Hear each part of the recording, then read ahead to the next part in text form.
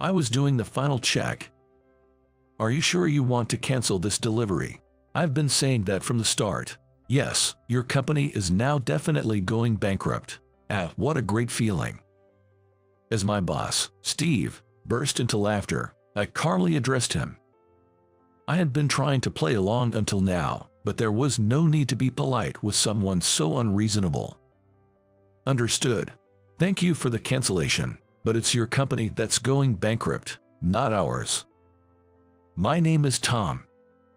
I'm in my 50s and work in sales for a subcontractor of a clothing manufacturer. We primarily deal with the manufacturing and sales of materials for apparel products. Thankfully, our products are well regarded for their high quality and ease of use, earning us a lot of business from various clients. Especially our recently popular antibacterial fabric, which is one of our company's specialties. Not only does it prevent the growth of bacteria, but it also helps reduce unpleasant odors, winning a lot of support from our customers. We've received high praise from all our clients for our quality, and now our fabric is used in shirts and masks by many well-known companies. It's also popular among medical professionals, and I take pride in selling our products. I was motivated and enjoyed my work, but there was one troubling issue. It was Steve, the representative of a major apparel manufacturer we dealt with. Ever since we started our business relationship, Steve always looked down on us as just a subcontractor. However, we also sell antibacterial hand towels and such online, so we're not solely dependent on Steve. But he always boasts, "Your company became famous because we did business with you. It became a hot topic because a famous brand used your fabric. Shouldn't you be more grateful to us?" Sure, thank you. We truly appreciate the long-standing business with you, Steve. Each time, I would apologize, thinking that all I had to do was endure. Then Steve would seem satisfied and quiet down. This way, there hadn't been any major issues until now. I thought of him as just a bit of a nuisance, but as our sales increased and the volume of business grew, Steve's condescending attitude got worse. And then he began to go off the rails. One day, while I was at the office, I got a call from Steve. "Tom, our new product launched last month, the successful Man's Antibacterial, odor-free t-shirt, has been a huge hit. It's all over social media, and we've decided to increase production, so we want to order more of your antibacterial fabric." I could almost see Steve's smug smile through the phone. "Congratulations. It's amazing to hear about a production increase so soon after launch." As usual, I humbly expressed my congratulations. Then Steve snorted in a mocking tone. "What? You should be saying, 'Thank you for increasing the business with us. It's because we're spotlighting you that a small company like yours isn't going bankrupt. Always remember to be grateful.'" Steve was more patronizing than ever. I was irritated inside, but I responded as a professional should. "Of course, we're truly grateful to you, Steve, and to your company." "That's right. Never forget that feeling. Now, about the business deal, we're planning to introduce new colors in this production increase." Finally, we started discussing the details of the contract, and I managed to wrap up the conversation. This order turned out to be as big as Steve had boasted. The total amount was an incredible $500,000. For a small company like ours, this was a historic contract since our founding. After finishing the call with Steve, I immediately contacted our production department. We not only had to increase the variety of colors, but also had to rush the delivery date, so it looked like we were going to be very busy. But we coordinated everything to ensure timely delivery and worked together as a team to ramp up production. The trouble started a few days later. Hearing that Steve had called again, I had a bad feeling. As soon as I picked up the receiver, he bluntly stated, $500,000 is too much." Too much, you say? His sudden remark caught me off guard, but it seemed he was saying he wanted it cheaper. "You can cut costs more, right? You should be able to make it cheaper with such a large order. No, we've already been offering you a very competitive price. As I explained before, this is the lowest we can go. That's your job as a salesperson, to figure something out. Steve seemed dissatisfied even after my explanation. But I had both the responsibility and confidence to sell our company's products. We're delivering at the lowest price possible without compromising the quality of the product. Our company is the only one that can offer such high-quality fabric at this price. It's already the bare minimum to avoid impacting the delivery schedule. If we go any lower, we won't be able to deliver. I explained earnestly, but this seemed to infuriate Steve even more. What? A mere subcontractor talking big like that? We are the main contractor, you know. It's audacious for someone like you to try to overcharge us. Steve became furious and started making unreasonable accusations. No matter how much I tried to persuade him, Steve kept making outrageous demands and the conversation went nowhere. Finally, I declared firmly, "We appreciate all the business we've had with you, Steve, but this is a fair contract. We cannot agree to any further discounts." Then Steve suddenly changed his tune and started speaking in a more familiar tone. "You've been a subcontractor for so long, don't you feel foolish? It's about time you played it smart. If you keep me happy, I'll keep placing orders with your company. Can't lower the price? Then bring me a gift. It'll cost you less than the contract amount, and securing the next order will be beneficial for you too, right?" In other words, Steve was suggesting I bribe him. I responded firmly, "We cannot accept such a proposal." How rude! I could tell from his voice over the phone that he was displeased, and braced myself for more complaints. But surprisingly, Steve suddenly changed his tone again. "Well, fine. We'll stick to the original $500,000. I'm glad you understand, but what made you change your mind so suddenly?" I was puzzled by his abrupt change in attitude and asked. But Steve just hung up without a word. I wasn't satisfied, but I was relieved we could proceed with the original contract. At that time, I had no idea of the terrible ordeal that was to come. On the day of delivery, the office was in chaos with phones ringing and employees scurrying around. Especially me, the person in charge, was repeatedly asked by President Riley if I had gotten in touch with Steve. I kept trying to contact Steve, turning pale, but he wouldn't answer the phone. It turned out that the truck headed to deliver to Steve's company had been turned away. Hearing that they had unilaterally refused the scheduled delivery, I had a terrible feeling. Finally, Steve called and I grabbed the receiver eagerly. But his words almost made me collapse. "What? Didn't I tell you? I asked another company for the antibacterial fabric. Consider the order from your company canceled." "What do you mean by cancellation?" Steve must have sensed my panic. He began to speak in an almost gleeful tone. "That means we don't need your company's products. I just had your truck turned away." "Wait, what about the $500,000 contract? What? No delivery, no payment. It's your fault for rejecting all my requests. Now you know I have ways to deal with this." I was terribly confused by Steve's words. Before I could say anything, he kept talking smugly from the other end of the phone. Apparently, Steve had already placed an order for antibacterial fabric with another company. The amount they offered was nearly half of ours, $300,000. "So, you were overcharging me. Got similar fabric for $300,000. I consulted with my boss, and we decided to subcontract with them from now on. Guess this means we're done with you." His absurd justification made me dizzy, but I couldn't accept it. It was impossible to prepare that much fabric for $300,000. Even our company was quoting a very tight price. "Excuse me, but was it really a total of $300,000? Are there no additional charges?" "You're persistent. It's a new company. They really bent over backwards this time. Unlike your company, they know how to treat the main contractor. So, about that truck, consider it canceled. Steve sounded like he was enjoying himself. I finally reached my limit.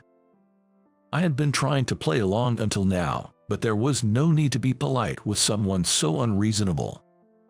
So, you're really okay with canceling this? If I'm saying it's canceled, then it's canceled. Complaining about it won't change anything. It's your fault for not offering a discount. It seems like Steve is still holding a grudge because I didn't give in to his demands for a discount or bribe. He seems to be reveling in the fact that he's gotten back at me. It's a shame the $500,000 contract fell through. With such a big deal going south, your company is probably going under. Companies with employees who don't value their main contractors should go out of business. It's for the betterment of the industry. I can't wait to see you cry about it. It seems you're really speaking from the heart, Steve. I understand.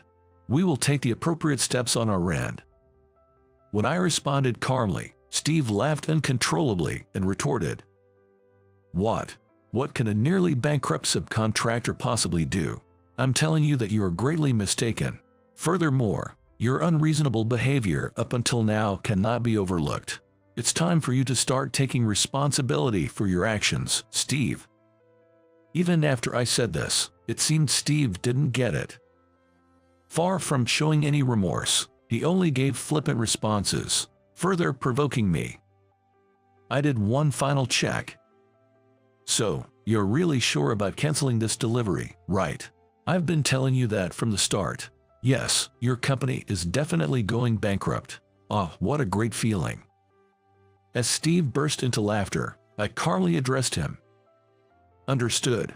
Thank you for the cancellation, but it will be your company going bankrupt, not ours." My response must have been unexpected. Steve stopped laughing and muttered, before falling silent. I didn't mind and proceeded to give instructions to my team. "Everyone in the office, the contract has now been officially canceled. Please proceed with the necessary procedures." I announced it loudly enough for Steve to hear over the phone. He was sensing something unusual. Steve started to say something in a panic, but I hung up without waiting. A few days later, Steve called back. "Hey, it's me. I'll recontract with you, so bring the products over now. I'll buy everything this time.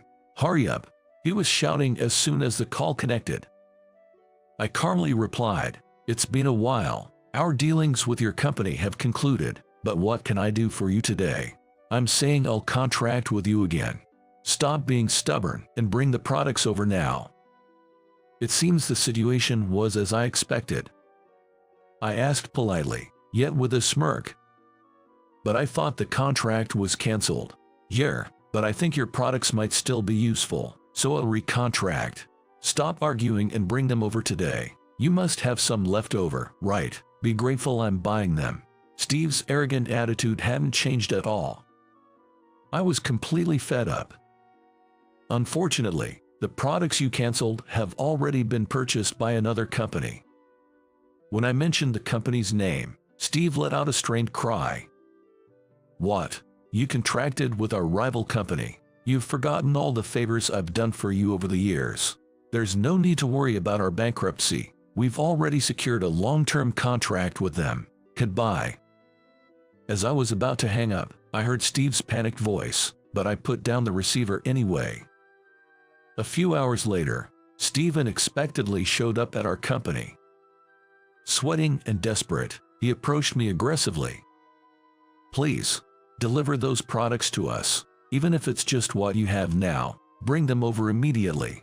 As I said, they've already been delivered to another company. We don't have any excess stock."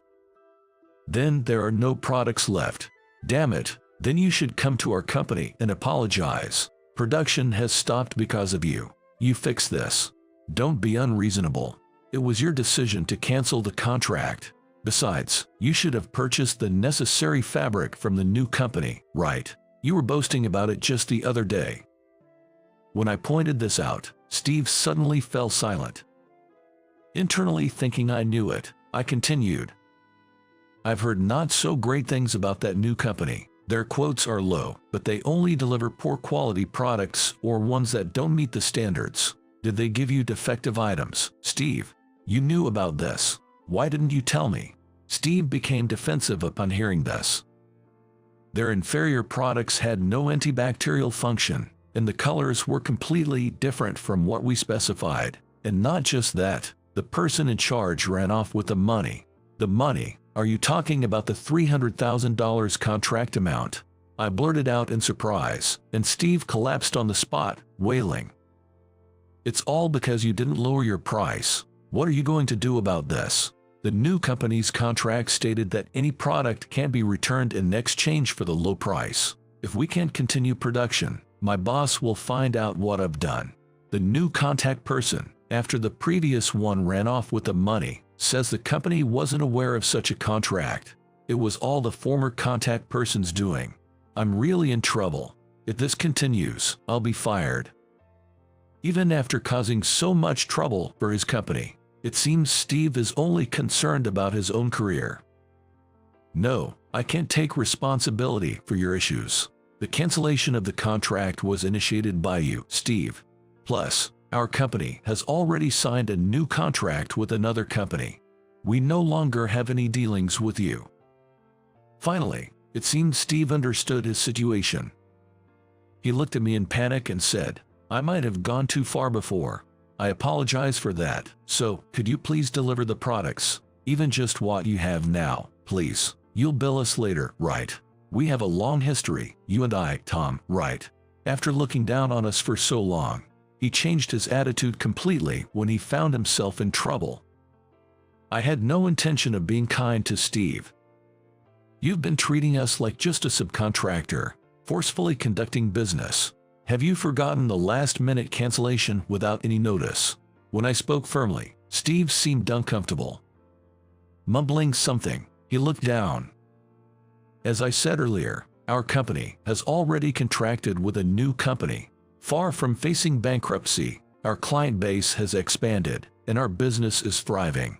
The one in trouble seems to be your company, with the damages from the contract you messed up. Anyway, there's nothing I can do for you. I conveyed this calmly, and Steve looked even more downcast. But there was one more thing I had to tell him. Also, I'm not sure if you forgot, but did you check the cancellation clause in our contract with your company? Cancellation clause. What about it? You better check it quickly. If a contract is canceled without a valid reason, our company will claim damages. According to our policy, the cancellation fee on the day of is 100% of the total contract amount. The payment is due 30 days after the cancellation, so please check it. 100%, he muttered and then fell silent. He must have been shocked speechless. On top of the $300,000 the previous contact person at the new company ran off with. Now there's a $500,000 damage claim from us. It's an amount Steve couldn't handle. I can't pay that.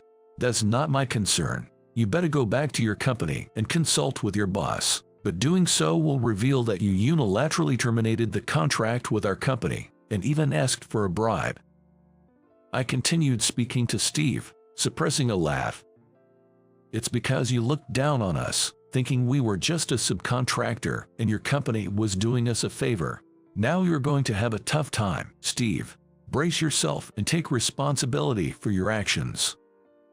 My words seemed to be the last straw. Steve stood up with a pale face and staggered out. Revealing everything to his company would surely lead to severe reprimands. Later, I heard through the grapevine that indeed, all the products Steve had independently ordered from the other company were defective. Further investigation revealed that those products lacked the essential antibacterial function. The former contact person at that company had absconded with the $300,000. The fact that Steve forced an unreasonable contract on our company, asked for bribes, and then canceled on the day was also exposed. Steve was fired for causing significant losses to his company. Of course, our company claimed damages. Steve had a wife, but she was furious about his blunder and divorced him. She had already returned to her parents' home. Steve sold his house and all his assets and disappeared. Ken, Steve's successor, was the complete opposite of him, a very earnest person. He came to our company to apologize for the trouble caused by Steve and to clean up his mess. I know it's a lot to ask, but could you please consider restarting our contract with your company? Our antibacterial, odor-free t-shirt series can't be made without your excellent antibacterial fabric. Hearing this, our president Riley seemed to calm his anger. The contract was officially resumed, and we're receiving more orders than ever. Furthermore, because of my role in acquiring a new major client during this turmoil, I was promoted. Despite all the trouble Steve caused over the years, I might have to thank him for this outcome. I renewed my determination to continue working with pride in our products and in my sales job.